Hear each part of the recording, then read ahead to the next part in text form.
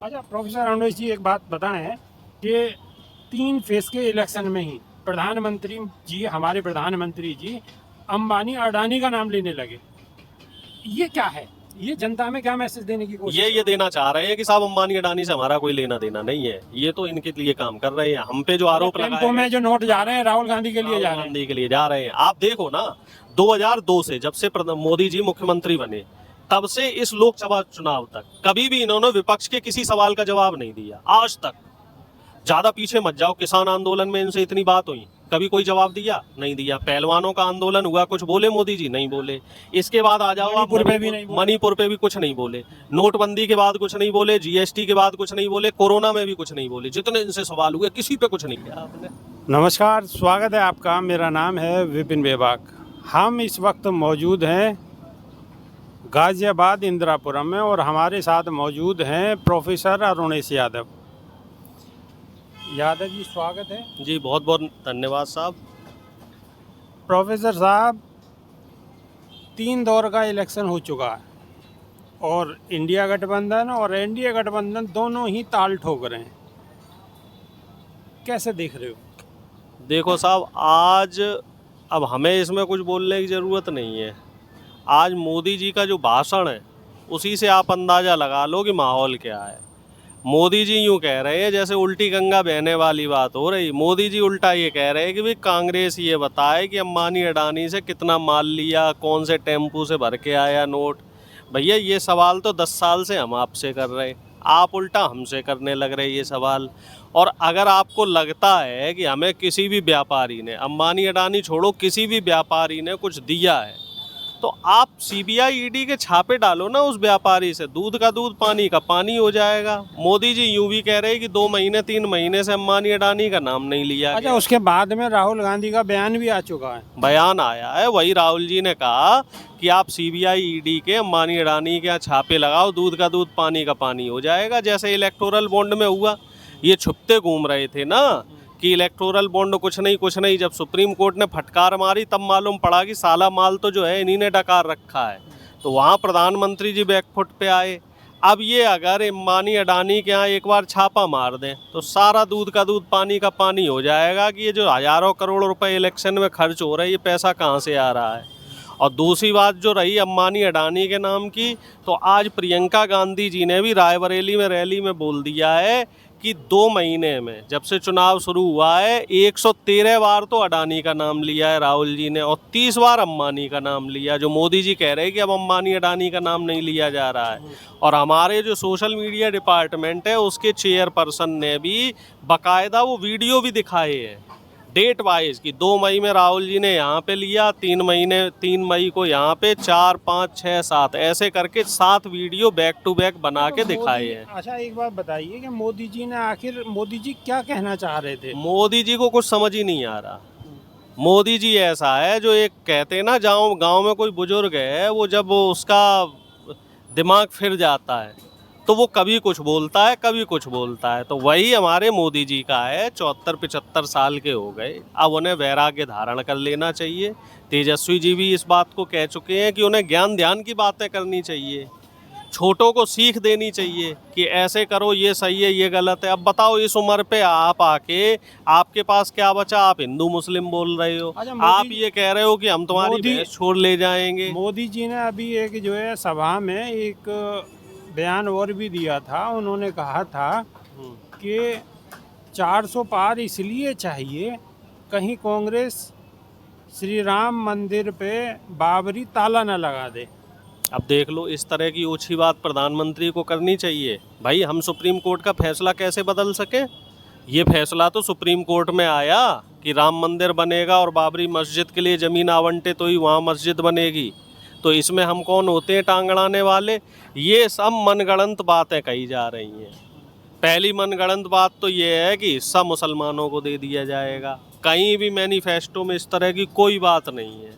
और दूसरी, अब ये कह रहे हैं कि जी बाबरी ताला लगा देंगे। जी भैया, कैसे लगा देंगे? अच्छा, एक प्रधानमंत्री ने इंटरव्यू और दिया है। उस इंटरव्यू में प्रधानमंत्री ये कहते हुए सुने जा सकते हैं पूरे इंटरव्यू में कि 70 साल के कार्यकाल में, यानी कि कांग्रेस के 70 साल के कार्यकाल में मुसलमानों का कोई हित नहीं हुआ, हित हुआ है। अब ये बताओ, और खुद contradiction हो गया। मुसलमान आत्ममंथन करें।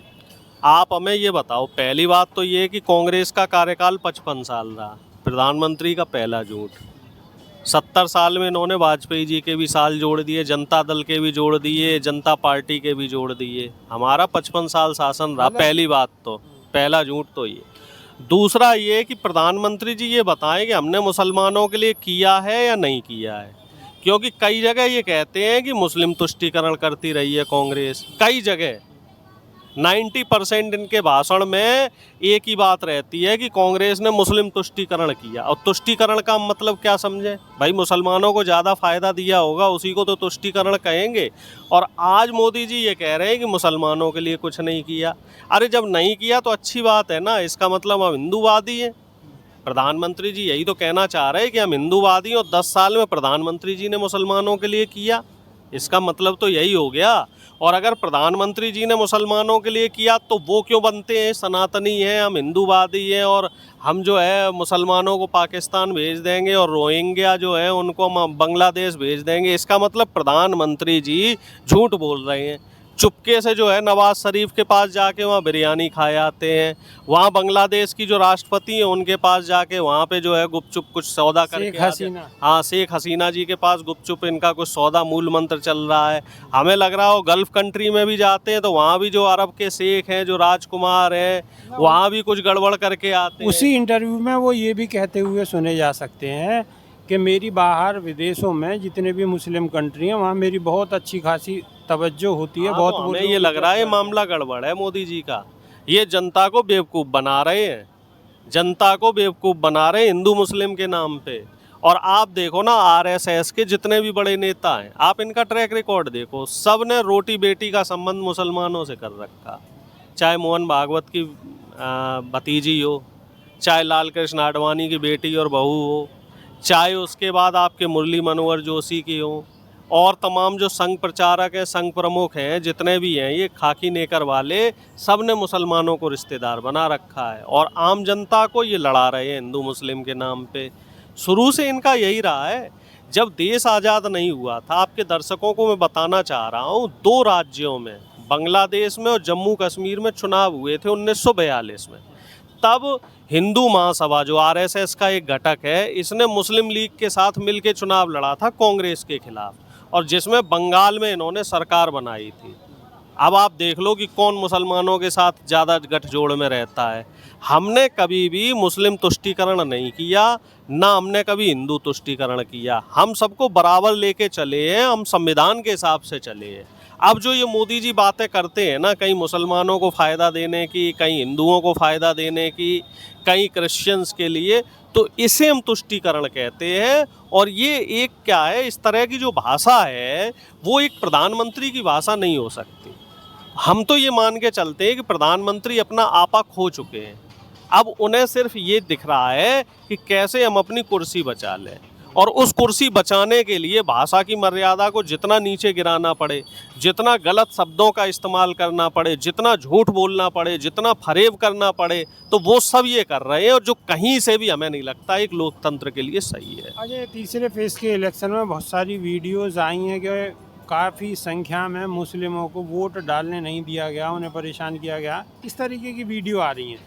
और चुनाव आयोग ने, जहाँ तक मेरा अपना ख्याल है, कि उस पर कोई बहुत ज़्यादा संज्ञान ऐसा नहीं लिया। चुनाव आयोग तो सो रहा है, कुंभकर्ण की नींद सो रहा है। अब वो 4 जून के बाद ही जगेगा। चुनाव आयोग कोई कार्रवाई नहीं करेगा। विपक्ष का कहीं कोई घटना आती तो उस पर कार्रवाई होती। मोदी जी के लिए तो चुनाव आयोग एक तरीके से मान लो खुली छूट दे रखी है।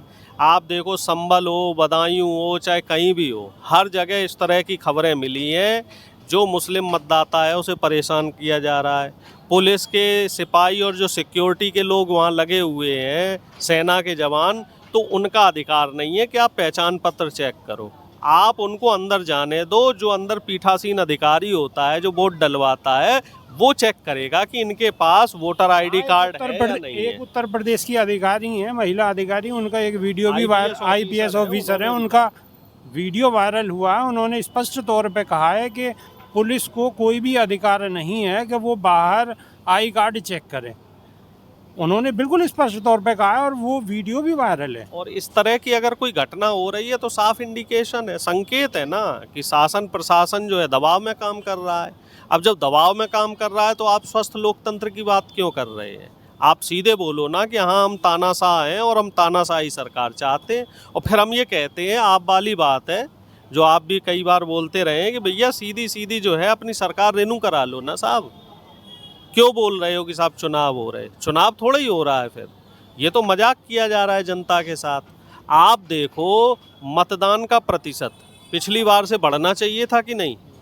मतदान हर बार बढ़ा है, जब से देश आज़ाद हुआ है तब से मतदान का प्रतिशत हर चुनाव में बढ़ा है। लेकिन 2024 में मतदान का प्रतिशत कम होने के पीछे कारण यही है कि जो लोग वोट डालना चाह रहे हैं उन्हें वोट नहीं डालने दिया जा रहा है। तो ये एक स्वस्थ लोकतंत्र की निशानी नहीं है, कहीं ना कहीं ये एक खराब लोकतंत्र, या फिर हम ये कहते हैं हमारा देश तानाशाही की तरफ जा रहा है। 3 चरण के चुनाव में गठबंधन, इंडिया गठबंधन को आप कहाँ देख रहे हैं? प्लस में है साहब।